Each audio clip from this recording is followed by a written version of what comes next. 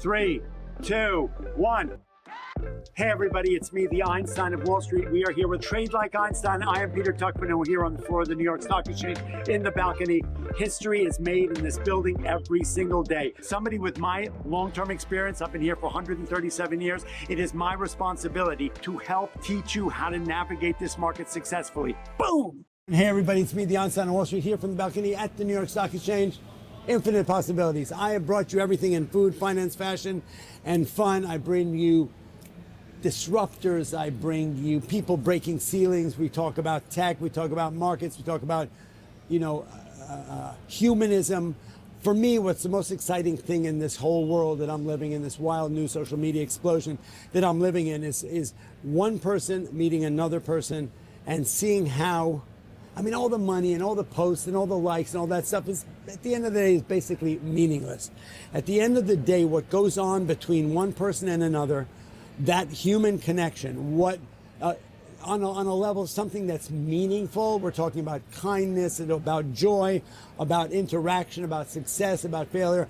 All the stuff that goes on in this wild spiritual world that we live in between one human being and another. If you just kind of break it down, the fact that that the world is the way it is and human beings are the way they are is so incredible. If you just stop for a minute and look at it and see how meaningful it can be and how, sort of simple and useless that it can be in another way. So I say all this to say that I've met lots of different people in my world, and some of them are, there's an amazing instant connection. There are people who have a message and a mission that are super powerful, that's super meaningful to me. As I've mentioned to you guys all before, my parents were Holocaust survivors. They survived the worst devastation in history, yet they came out of that with a sense of a loving life, right? People came away from different deep traumas in their lives, whether it was wars, whether it was genocide, whether it was all different things. People came out of those situations, and even like on a day-to-day, the trauma and the obstacles that life throws at us, people come out of it in different ways, right? People get knocked down a lot. Some people get back up, some people don't, right? But at the end of the day, the resilience of the human spirit, for me, is the most powerful thing. That's what I was brought up with, right? That at the end of the day, it ain't about cash and prizes. It's about how can I impact another person in a positive way, right? That's the most meaningful thing. At the end of the day, at the end of the game, nobody gets out of here alive. At the end of the day, when we're up there, wherever the heck we're going to be, it's like, and we're confronted by how did we impact the world in a positive way, one person at a time. That's kind of what really matters. And so I'm bringing you a guy today, Sam Demma, who, I found him on social media, as I found so many powerful people and some people who just don't have anything going on. And instantly, the message that I heard from him was just in line with my inner DNA. It's what's meaningful to me and what's so powerful.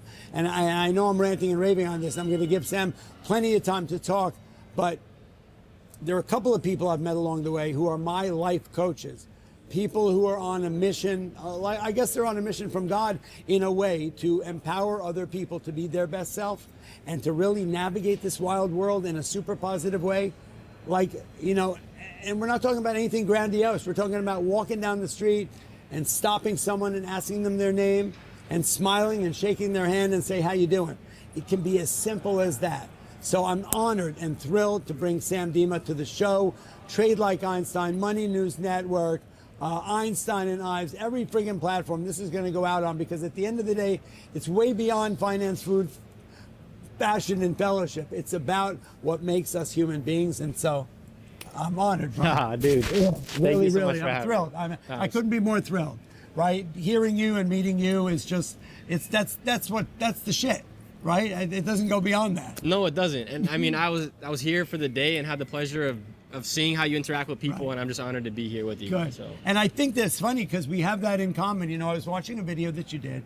First of all, everybody's got to go out and listen to Sam's videos. But the one I was listening to was about the impact that I think it was the guy you got on the bus, and you were having a really bad day, and the driver was having a great day, and you were fighting with yourself to go, like, how can I bring a lot of negativity to this situation where there's so much positivity? Like, and we do that on a daily basis. Like, we will, I have a guy who texts me every morning that says, "Hey Pete, have a great day unless you have other plans," right? Which is a great line, right? It's just like, we can curate our own lives. We can bring positivity to our day, or we can bring negativity, and we can do that on a one-to-one with another human being.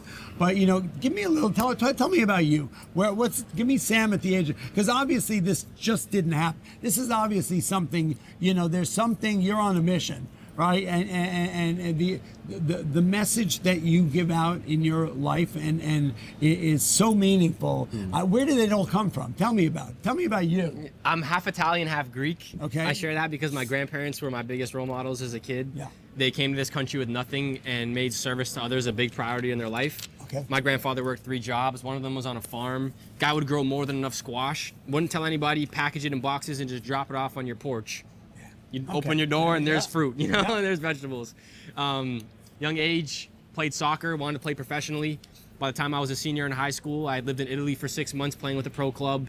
And then I had 3 major knee injuries, 2 surgeries, spent 2.5 years trying to get back on the field. Injury after injury, made the decision to stop playing. Okay. That's when my first big challenge in my life came about. That was a hard decision. It was very difficult. Yeah. But I was fortunate that I had a teacher at that point who said, "Sam, the most meaningful games in life involve helping people."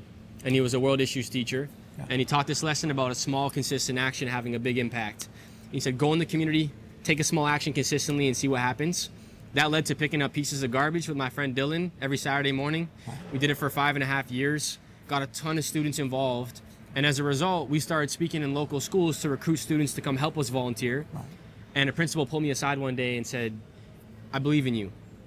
There's something special here. You should keep doing this." Right. And I just never stopped. And the thing that drives me today is that I get so frustrated. I look outside my window, I turn on the news, and there's millions of stories that try and convince us that we're different.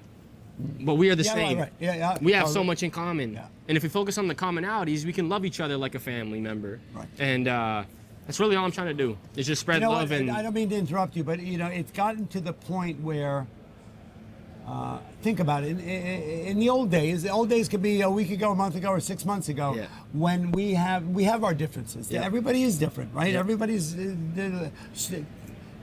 yet we used to be able to be in the room with people who had different opinions about things and still be cool. Yeah. Right? You can be this way, I can be that way, and be sitting at a Thanksgiving dinner, and at the end of the day we can disagree about everything. Yep. But at the end of the day, I can give you a hug, say goodbye, and we move on, and we can have a friendship, a relationship, or whatnot. For some reason, and I don't know where this tipping point is, where suddenly if you believe in something different than me, or you have a different opinion, or you voted for somebody different than me, suddenly we are so at odds that we can't be in the same friggin' room with each other. Yeah. And so, the problem with that is that's the top of the pin to what that does is that is the beginning point to a journey that's a really dark place. Yep. If we go back and analyze the darkest parts of history, that was kind of how those things all started, right? Which is like our differences, not our commonality, hatred, unaccepting other people's differences, right? Who they are, not liking someone else's opinion. If you don't agree with me, well, then you're shit. That bullying tactic and whatnot. But that. It's literally a couple of Thanksgivings ago, and I don't like Thanksgiving, but when suddenly you couldn't sit down with Uncle Henry at a dinner table because, maybe it was around COVID or whatever, because he voted for somebody different or he doesn't like the same stuff as you, right? Like, so for me to hear, you obviously have something to say, and it's rare that somebody as young as you understands that, right? And I can hear that, you didn't get to this point alone. No. Right? You've had a bunch of... So give me a little bit about... So you talked about that one teacher who believed in you. But there's probably a number of other situations where, you could have jigged, then you jagged. Yep. And so tell me about that.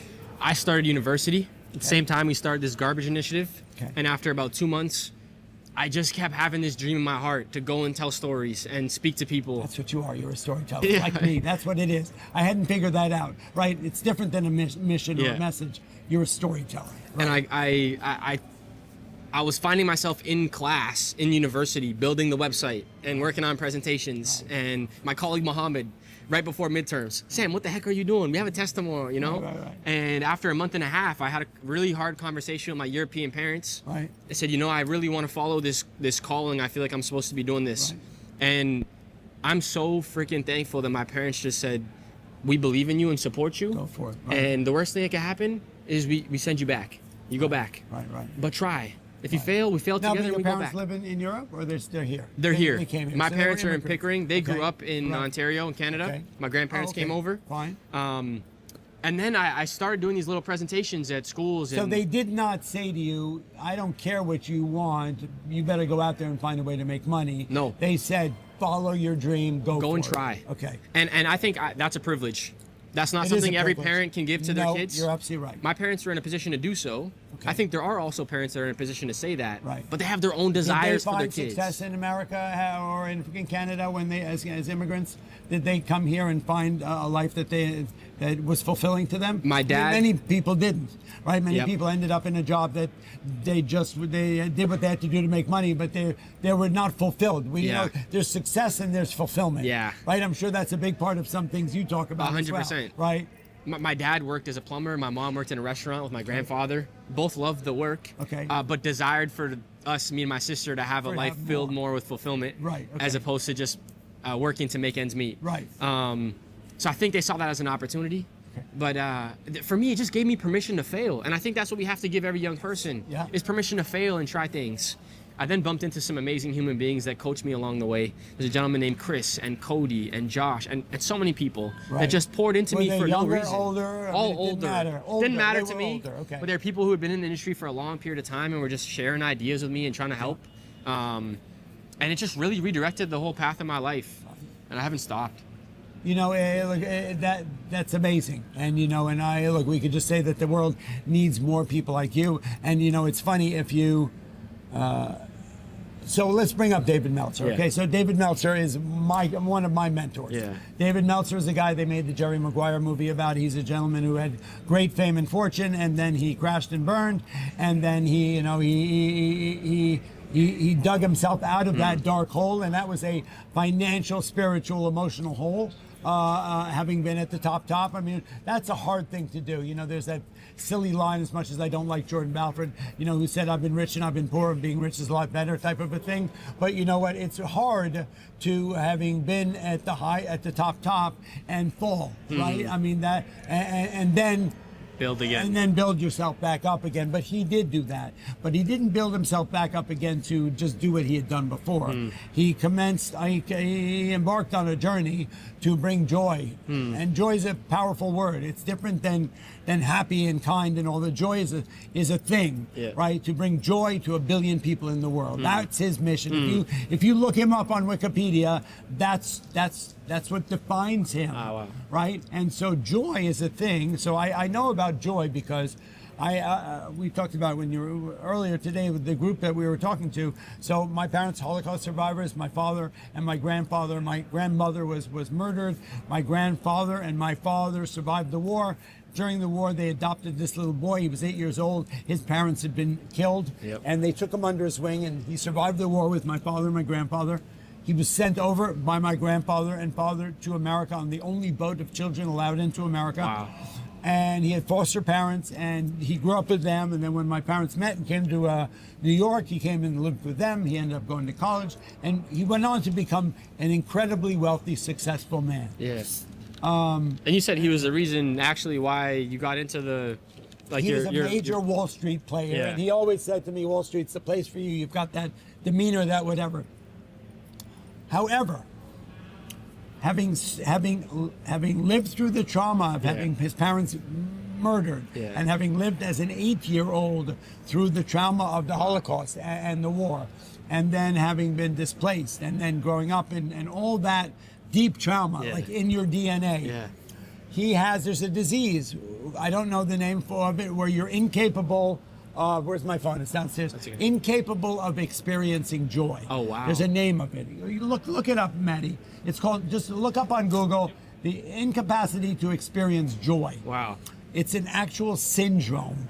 And what it means is that your brain it's think about it, like some people are depressed, Yep. some people are not always happy or whatever. But that joy is something it's an inner feeling that's really special. It's like, it's not just being happy and having a great time. Yeah. Joy is something that you feel from your toes to your nose, right? And so the inability to experience joy is a powerful thing. So David's embarking on that journey to bring joy is so powerful because it's literally something, and you'd go, I mean, how do you think you can, bring joy to a billion people? Like, one person at a time. Yep. And I know that's your mission as well. It's like very many people. Anhedonia? What's it called? Anhedonia? Anhedonia. Wow. It's a thing, right? It's a thing. Wow. Thank you. Yeah. Anhedonia, the inability to experience joy. Wow. So think about this, though. Some people see the vision you have Yep. and don't do it because it's like, how can I ever change anything? Yeah. It's way too big a thing for me. Yeah. So they never end up doing it. But the funny thing is, and I learned that also from David, is that you can actually achieve some of the greatest things one person at a time. Yep. Like you and me talking, and then can grow into you and me, you talking at a high school, right? Yep. And then once that that seed's been planted to all those people, and they do things, Spreads. it's amazing how that spreads because it comes from goodness, Yep. right? And and kindness and goodness spread really well, right? And so and it's the message that needs to be told. So I deviated on the David Meltzer thing. So I got COVID. I was like patient zero. I got COVID March 15, 2020. I got meningitis. I was given a few months to live. Looked like the end of my life. I was sheltered. I was locked into my own apartment. My wife and kids were sent away, and I worked here, right? And the exchange had sent me like Chinese doctors, and I had all kinds of things going on. So it was like the beginning. Yeah. And nobody knew what to do at that point. And so I literally was locked in my apartment, like wanting to just kill myself because I was already, they had told me I wasn't going to make it, right? And I'm literally, my phone lights up one night, and I'm alone, and my phone lights up, and podcasts of two people popped up on my phone, and almost with a purpose. One of them was David Meltzer talking about his journey. It was an interview someone did with him, and he told about how he had been the star, and then he had fallen off the beam, and then he had to rebuild himself, and he was on this mission. And I heard the message of bringing joy to everybody, and it kind of gave me a little spark. And I called him. Yeah. I didn't even wow. know you could just call people. And I called him. I said, you may not know who I am. He goes, of course I know who you are. I said, I'm sitting here at home dying, considering jumping out the window. I just heard one of your super positive messages, and I just wanted to talk. And he kind of talked me through whatever I was going through, and we became really close friends. But I'm saying this to say that that it can be done one person at a time, and that so the other person, so that's really helped curate my life going forward. Wow. Because look, I do come from a background where my parents survived what they survived. Most people came out of what they experienced really dark, really angry, really victim. Oh, wow. And they hated everybody. They believed they had gotten the raw end of the stick, and they had sort of their minds had been ghettoized, right? And that they blamed the world for everything, and they never got to realize their dreams. Their lives were interrupted. They came to America, and some of them maybe did not be able to finish their careers. It got interrupted, and they ended up, so they ended up never having a fulfilled life, right? They survived, but they weren't fulfilled. And so, but I was brought up by my parents, fell in love. They'd gotten a real raw end of the deal, but when they found each other and they fell in love, they every day to them was a gift. And I was brought up being taught that when I would ever whine and complain, they would go, it could be worse. Just look, my parents have numbers branded on their arm, right? So don't whine and bitch to me, it could be worse, and look where we've come from. And so I kind of grew up with that, okay, so the cup should be half full, and think about what I can do. And my father, as a doctor, explained to me that the important thing is how can you impact somebody's life in a positive way. That's the secret sauce, right? And so that's what I feel from you. The other guy who I met on Instagram that day that I was considering jumping out the window was a guy named Wall Street Trapper. Okay. So Wall Street Trapper was a black guy from the South who he was a gang member in New Orleans and had been was sent to prison for an attempted murder, I believe, and was sent for 10 years straight up. And in prison, he in solitary, he met a guy, a white Wall Street guy, who in solitary turned to Trapper and goes, "You guys got it all wrong." And he sort of took offense to it, like, "What do you mean, who you guys?" And he goes, I'm a white collar crime guy, and you guys are on the street, dealing drugs or doing what you're doing. And you know what? If you knew about Wall Street, and that sense of business that you guys have, then there would be no stopping you, right? And so they spent the next 10 years together, getting to know each other. Wow. He taught him everything about Wall Street and trading, right? And Trap came out of prison, right, with a total different mindset. And now he's a multi-millionaire. Wow. And he has a trading community in the millions. Wow. And he basically he decided, okay, I'm going to get my crew together, and we're not going to be, making money selling dime bags. We're going to start trading the stock market. Wow. And he now has a massive multi-million person community giving back and getting people to change the narrative of their lives to be trading. Wow. And use all that mindset of being a great, drug dealer into becoming a great trader. Wow. And so those two people have been my life coaches and impacted me in a positive way. But the David Meltzer thing is so. It's exactly your messaging, right? I mean, I've watched anyone's got to watch Sam's videos because it's about positivity. So talk to me about the bus driver. Melvin. I walked on the bus. I was running late for a trip. I had to stay overnight in the airport. The next day, flew to Michigan, walked on a shuttle bus, a little bit tired and anxious and annoyed. And Melvin was just sitting there singing out loud, having a good day. And he was a truck driver. He probably was a bus woke up driver. at 4 a.m. It was probably cold out. Yeah. Right? He had no reason to be happy. No. Right. But he was. And it bugged me. I was upset. And as I sat on the bus, and he comes on the speaker, and howdy y'all, my name's Melvin. It's gonna be a great ride. This isn't a regular ride though. I'm gonna use this time for my rehearsal. Right. If you hear a song that you love, please feel free to join in and sing along. And he starts singing. And the first 5 minutes, I'm like, don't let this guy's positivity make you feel better. Second 5 minutes, I'm nodding my head a little bit. By the end of the bus ride, I'm standing up singing. And I walked off the bus and I shook his hand. I said, "Sir, you're the best bus driver I've ever had in my entire life." And I walked off the bus. And it just struck me in the heart. I was like, this guy barely spoke to me, but the way he showed up changed how I felt about myself. Yeah. How can I be like Melvin for other people? Remind people that we get to choose our attitudes, not based on our circumstances. Right. It's something we choose when we wake up. And I had a mentor tell me, he said, "Sam, if you're blessed in life that you think the cup is half full, someday it'll be full. Yeah. And when it gets full, you better pour it into other people's cups or it's gonna spill over and make a mess. And you're gonna waste your goodness. So go pour into other people as much as you can." And I've set goals in my life that I've reached, and I never felt happier about my life and myself when I hit the goals. Right. But I felt really happy helping a stranger on the sidewalk who couldn't figure out how to get to his sister's house. Or just like random little scenarios. Random acts of kindness. That's it. Right? That's literally it. Random acts of kindness. What was that? But I think it's not random because it's intentional. You have to make a decision when you go out of your house that if you recognize someone that's in need and you're privileged enough to be in a position where you can help them, stop and just ask a question. Hey, can I help you? Is everything okay? And being of service. That's it. Right. That's it. You know what? Look, if one believes in God or at all, it's kind of like you would think what if God created all this, right? Yep. And everyone's got their own thing.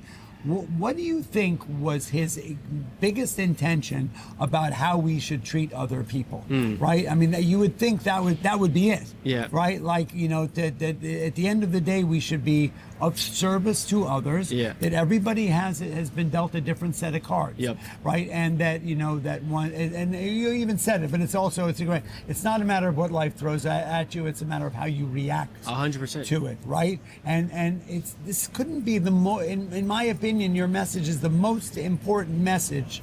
Right, it transcends everything. It transcends money. It transcends your career. It transcends all of it. Yeah. Because it can affect every bit of your day. Yep. Right? There's that difference. It can, it's like people can be people can have millions of dollars and still be miserable. Yep. And people can, and I'm not purporting that, I'm not telling No. people that they should, not strive to have money. Yep. Right? Money doesn't buy you happiness. It buys you freedom, in my opinion. Right? That's a line by my buddy, Mr. E, who's always, he does art that relates to money. Oh. But that's what it does do. But it's like like we have platforms, right? Yep. We have this social media platforms, and it's a matter of what do you do with that platform, right? And so, what a gift that is. Also, to be of service. If you there are like their programs, people who deal with addiction. Yep. Okay. One of the ways that they're able to, I work with I often will work with people who have been addicts, and the mindset is that if you're of service to others and you're spending less time thinking about yourself, then it's like you can't get something. You can only get something if you give it away. Yep. Right. Having been given the gift of life once, when one's life almost was snuffed out. Yep. I mean, that's kind of how I came out of, having thought that I only had a few months to live. Wow. And it almost, I wasn't clear about it when it happened. Yeah. But I'm seeing it now. Yep. That my life is taking this. I've had a lot of really hard times. Right. I had the COVID situation. Where I almost died. I had, my brother died at 60. Wow. Died of cancer, and my wife recently at 61 died of cancer. Yeah. So I'm the designated survivor. I've lost so much, and yet. I've been given all this abundance. So what do I do with it, right? Do I, go do I bitch and holler? I would have much rather had the abundance and not have lost everybody. Yeah. But at the end of the day, I'm powerless over that Yeah. kind of stuff. Life deals you what you got. However, it's like, what do you do with that message? It's like if you didn't, you have to tell everybody what you're feeling, right? I know it's bubbling out of you, right? And that bubbling out of you, it's like literally, I'm the same way as you. Those acts of kindness. Yep. And you're right, they're intentional. They're not random. It's a choice. Yeah. Yeah, exactly. Just giving someone, giving someone $1, giving someone whatever, asking them how they are. You said it, like putting a name to somebody. Yep. And it's funny though, because it opens up doors that will blow your mind. And you're not trying to open them. And that's the thing I tell everybody. My cousin called me the other day. He goes, Sam, I dropped off 50 concrete slabs to a customer's house doing a delivery. He asked me if I'd help him carry them to his backyard. I'm not allowed to legally because there's a liability reason, but I said yes, carried him to his backyard. He gifted me coffee and 2 cigars. He had no idea I love cigars. Then my cousin called me and told me the story. I said, everyone talks about ROI, return on investment. Yeah, there's also ROG, return on goodwill. Yeah. But you don't do it because you're like, oh, I'm going to help this person so that I get something. Quid pro quo. No, but a byproduct of being a lovely human is doors open you didn't even know existed.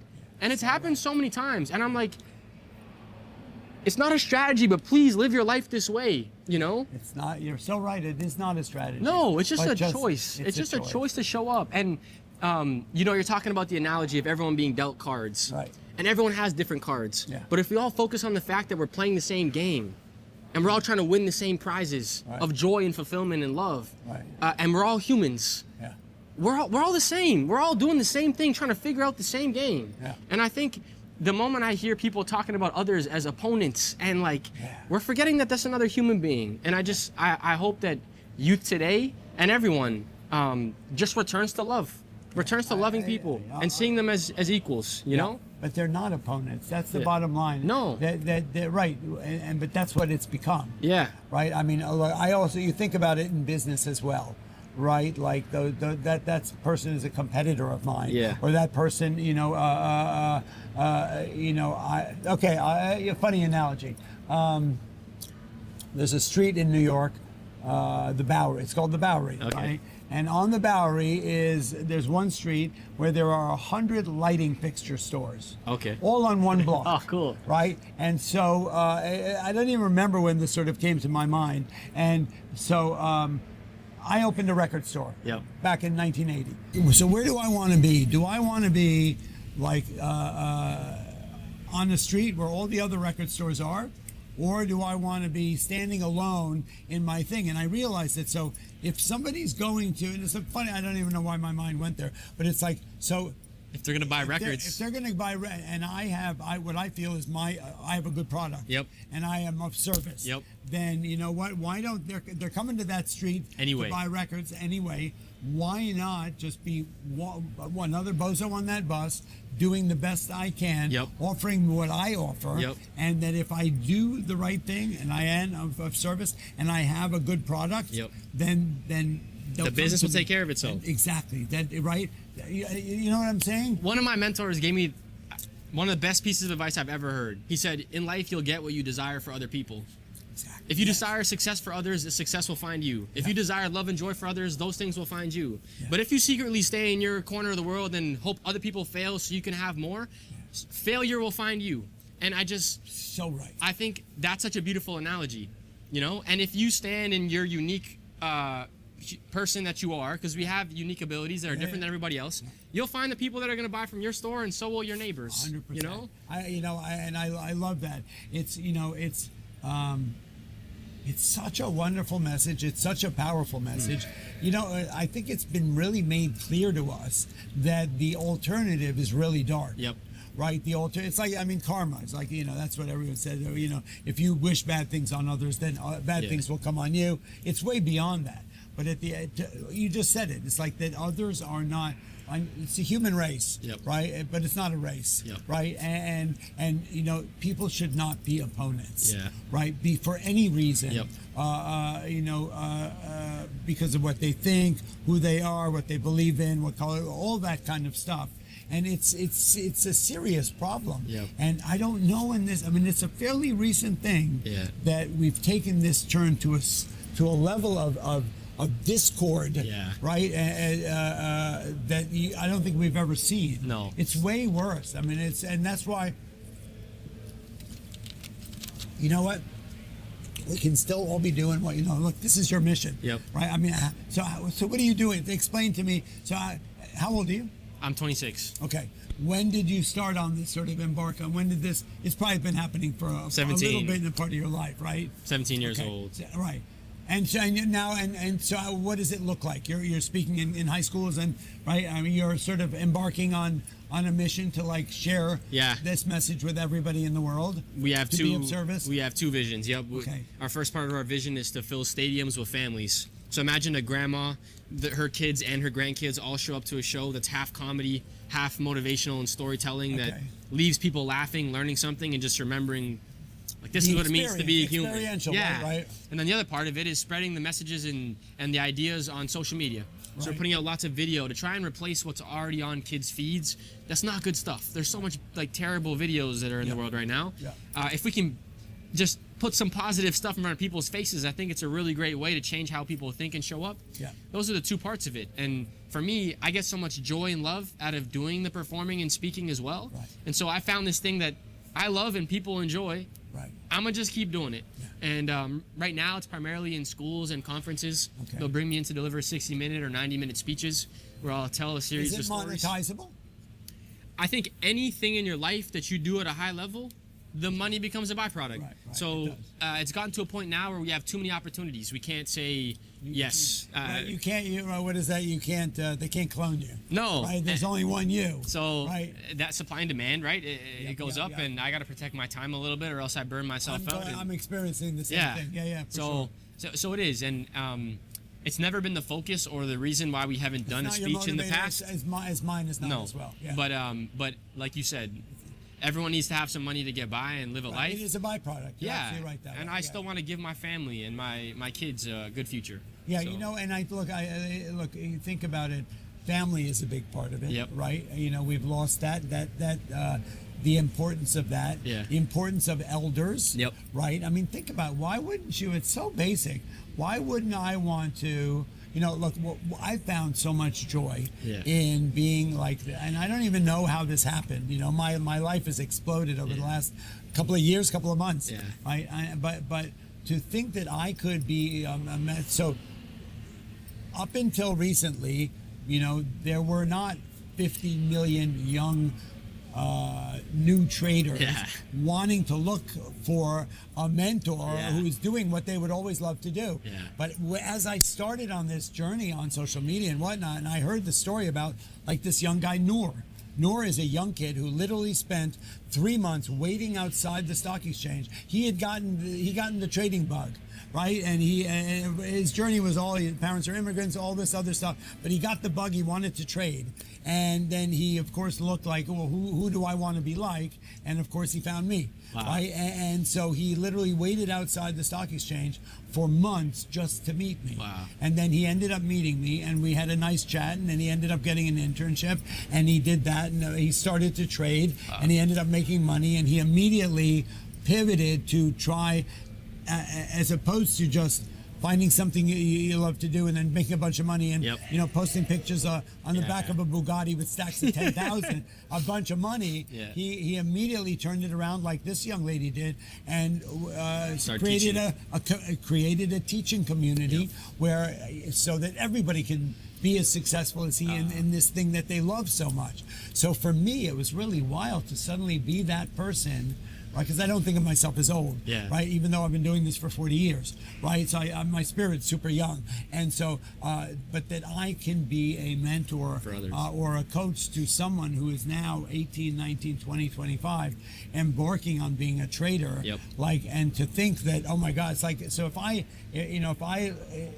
me, it was like, going out and meeting whoever did what I do before me Yeah. now, right? And to think about it, how, we should always want to meet somebody, an elder Yep. who's been around longer to share their experience. Yeah. Experience is the key. Yep. Right? I mean, that's an amazing thing. But people sort of don't give that the credit it's due, right? I one of the things I always say too, so there are a bunch of young traders who have been trading for 2 years, they're suddenly experts. Not the case, Yeah. right? Sometimes they do, right? So humility is key, Yeah. right? And always be forever a student of the Yep. market, right, is another thing. But, to think that I've been doing this for 40 years. Yeah. I've seen every movie.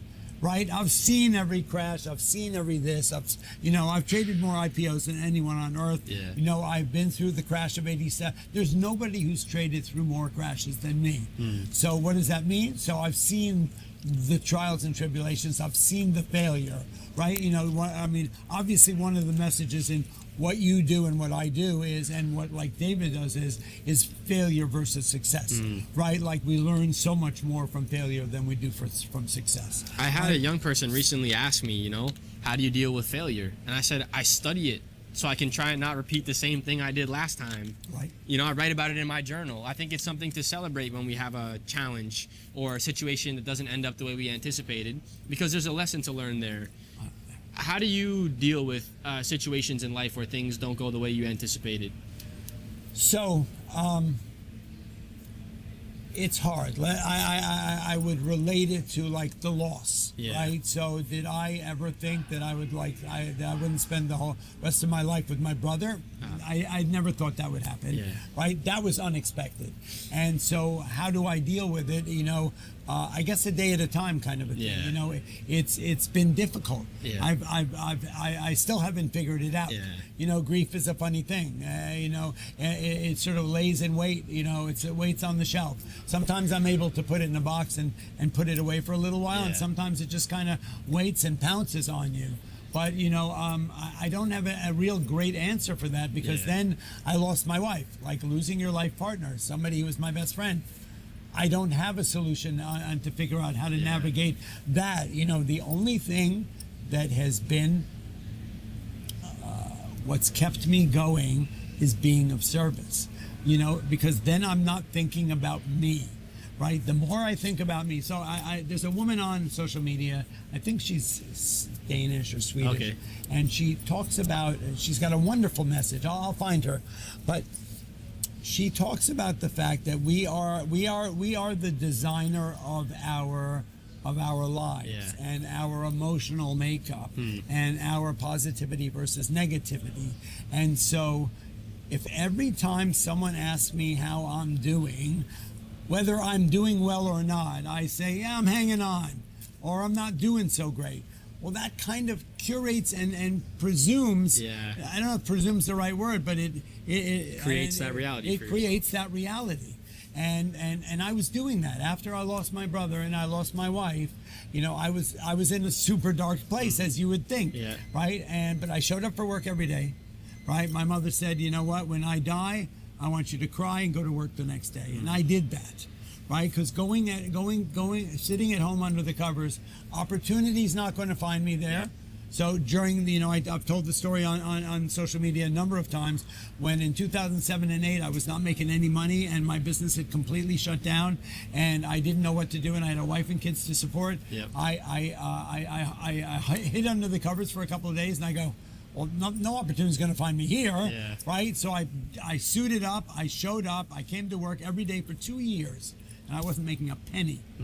And I knew, I had that vision that opportunity wasn't going to find me under the covers hiding, but it was going to find me, there was a chance it would find me out on the streets in the universe. And literally, I was on the subway one day. I ran into an old buddy I'd been doing business with on Wall Street years before. He asked me how I was doing. I was honest for the first time because everyone up to that point would ask, I'm doing, oh yeah, I'm doing great. You know, and I said, I'm struggling. I'm not making any money. And he goes, you know what? Let's get back into that trade we were doing back in the day. We started to trade together, and that got me through 10 years. Wow. Right? So, you know, opportunity is one thing. That opportunity is not going to find you there. But, you know, the loss part of it, you know, that was really hard. I did not know how I was going to get through that. And but I also knew that it was the minute that I started, and this was very recent because you know, so besides almost dying from COVID and losing my brother and my wife, and then having this really bad long COVID, so I was in a neck brace for 4.5 years up until last October. Like I was physically, I showed up for work every day. I was running businesses. If you were to look at me, you would not have known that I was dealing with so much emotional trauma from all of these things because I never called in sick and I didn't tell nobody, but I did because when people would ask me how am I doing, whether it was for sympathy or whatever, I'm going, yeah, I'm hanging on, right? There was nothing about what I was doing that was hanging on, you know, but it was like the minute I said that, I already was setting the stage for my day to be a dark day. And so this woman said, your day will be how you paint it. It's a painting, right? And if you make it bright colors and a nice picture, well, the chances are it's going to be okay. And so literally from one day to the next, I stopped. When anyone asked me how am I doing, I'm going, yeah, I'm doing great. I wasn't necessarily doing great, but that was my immediate response was, yeah, things are great. Yeah, I'm doing great. And it was a seismic shift in how I dealt with the grief of losing my wife, right? It was like the pain wasn't any different. The grief was still there, but I didn't let it define me, right? And like you described the same thing. You were not letting your having a bad day define you. I also learned you can start your day over again, right, anytime. But it was literally that simple thing of when someone asked me how am I doing, it was like I made a decision in myself that from now on I'm fine, right, and I'm doing great. And that's all you need because the rest of it was just like an attempt to get sympathy, or not. There was nothing bad about it. It's human. I was in pain, right, but I saw that it was fulfilling this destiny of just getting me deeper in as opposed to me crawling out of that thing. And it changed literally the abundance started to show up again, right? I started like it was just like, I guess I was giving off a more positive vibe. Yeah. Right. And all good stuff started happening. That's really cool, man. And I appreciate you sharing that. Again, I think the energy we put out is the energy we receive. And 100%. it's hard at times, and it's hard to help other people stop that loop when they're in it. Yeah. But I appreciate you sharing that story. Thank it's you. cool Yeah, no, I've never shared that story before. Yeah. But just because I'm not doing well does not mean I can't help someone else or either, right? Yep. And that, by helping someone else and being of service, Yeah. I may be more able to drag myself out of the hole as well. Makes you feel significant. I think that's one of the greatest payments we ever get in life, to feel truly significant. Yeah. Because I thought about my own goals and what's behind them. Why do I want to be successful or do these other things? Right. I want to feel like I mattered. Right. Significance. Well, you can get that same feeling by helping that person on the street. Right. It's the same. You're gonna get the same feeling in your heart. Right. And it doesn't mean you have to do something it doesn't have to be huge. No, it's the small little moments. I love using people's names. Right. And I noticed that when you remember tell me someone's that story, name. 'cause right. Well, when I was in high school, I read a book called How to Win Friends and Influence People. Right. And there's a chapter Yeah, that that's says a famous book. Who wrote that? Dale Carnegie. Okay, right, yeah. And there's a chapter in the book that says the sweetest sound in any language is a person's name. Okay. And I went back to the bookstore to buy more books after reading it, and for the first time in my life, I intentionally used the cashier's name. And I'm checking out with the books, and I said, "Hey, Megan, how's your day going?" And she looked at me like this. All right. "Do I know you?" Yeah. And I said, "No, but I read your name tag." Right. And she goes, "Oh, what's your name?" I said, "My name's Sam. It's nice to meet you." We talk for a few minutes. She scans all my books, leaves. I look at the check. She gave me like a 30-40% discount on my books. I wasn't looking for a discount on my books. I just thought, wow, when you use someone's name, it makes them feel seen and appreciated. Yeah. And I've done it for the rest of my life. And I notice whenever I use someone's name, they smile. Sometimes people audibly chuckle, especially if you take the time. Like, everyone has Zoom calls. Yeah. Sometimes you see a name on the calendar you don't know how to pronounce. Right. Well, you put the name on Google, how to pronounce this name. Right. You watch a 12-second video that tells you how to pronounce it. Right, yeah. You show up to the Zoom call and you say the person's name correctly. They giggle because 99% of the time people mispronounce it. Yeah. And it's like such a simple way to say, I recognize you, appreciate you, I see you. Yeah. Doesn't cost That's a huge anything. thing. Costs nothing. Yeah. That's funny because there's a part. It's just so. I never remember people's names from the first time I meet them. Yeah. But that's something I like that. I mean, it's something that makes them feel like they're Appreciated. meaningful. Yeah. So look, we could talk about this I know. forever and ever. I went through so many of your videos yesterday. But at the end of the day, being of service for others, and it can really define us in such a huge way. Yeah. And it's something that needs to be done more than ever before. It only breeds happiness and joy and kindness, right? And positivity, right? And it can probably happen one person at a time as well. So how do you see yourself in like 10 years? How do you see this? What does the painting look like? I see our small team being a little bit bigger and doing events for families around the globe. I see us helping other people spread their messages and ideas that kind of turn back and teach. Have you ever met anybody who was like you? Many people. You have? Yeah. Okay. And who are enough that you could like be on stage with that person 100%. as well? Really? Yeah. Oh, awesome. I'd say there's like 4 or 5 right now. Okay. People that share similar ideas, and I would pull us together. And then you could be a team of 4 like with them. Yeah, I think it would be confident enough a that they're on lineup the of same performers. page? Yeah, like I think there's a lineup of performers for these large events for families. But I also try my best not to paint a very defined, clear picture of what the future could be, because what if the world has very different plans than what I have in my own head? Right, and sure. I want to show up every day and do better than I was the day before, and do right by people, and let the journey take me where it's supposed to. Yeah, you know what? It's so thrilling, and it's funny because we connected a while. Yeah, we connected a month while ago, back. something like right? that. I saw the video and I immediately wrote to you like your message is like I love it. It's so, and it was like happenstance that we revisited it because it's just what I needed. I think it's funny because I didn't think of it till I sort of was sharing that story with you because over the last, let's say, couple of months, my world is exploding with Yeah. my social media thing, but even more, just the abundance of opportunity Yeah. and the abundance of love and kindness that's coming that I'm giving out and that's coming back to me. Yeah. It's just like on steroids. Yep. It's so huge, and I didn't even really notice it, because I'm in the middle of a wild world with Yeah. it, and there's a part of me that that's like, because I'm alone, right? I Yeah. got two wonderful kids, right? But my wife's been gone a couple of years, and so there's a level of sort of loneliness with that. Yeah. I would have really loved. There was nothing more that I loved than enjoying the abundance with my wife, Yeah. because she was like my best friend, right? And so that part of it's hard. Like, so how do I share this abundance? Well, the best way, hopefully maybe I'll meet somebody that to share it with. Yeah. But at the end of the day, it's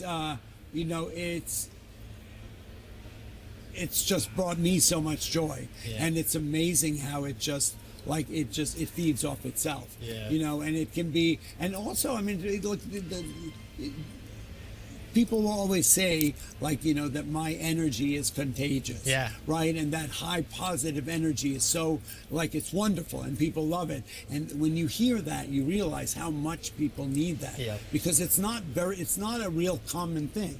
No, Right? I would Most say people, right? It's not common at all. it's the outlier.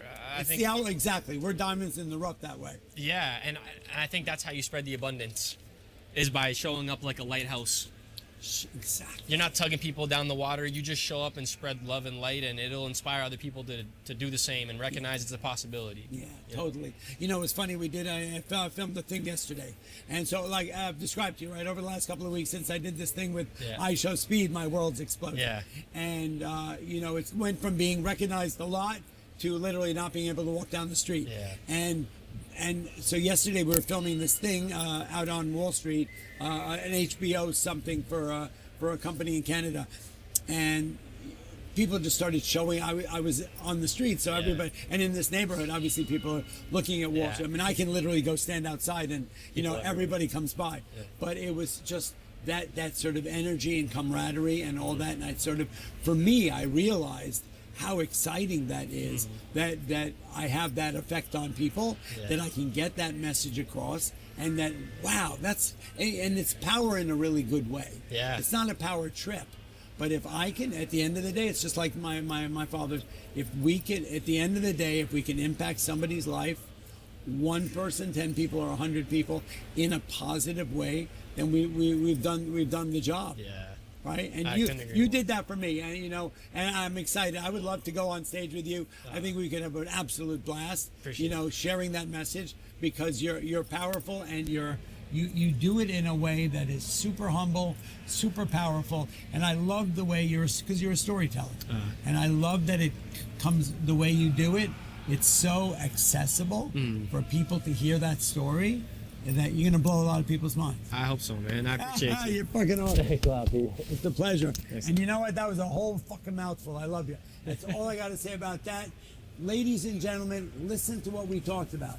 At the end of the day, it doesn't matter who you are, what you do, your career and all that stuff. At the end of the day, the most important thing is how we can impact other people in a super positive way. Wake up with that intention, and you know what? It will curate yourself into a space of happiness, joy, kindness, and love. That's what it's all about. At the end of the day, that's it. All the rest of it's bullshit. Nothing else matters. That's what matters. That's all I got to say about that. Boom.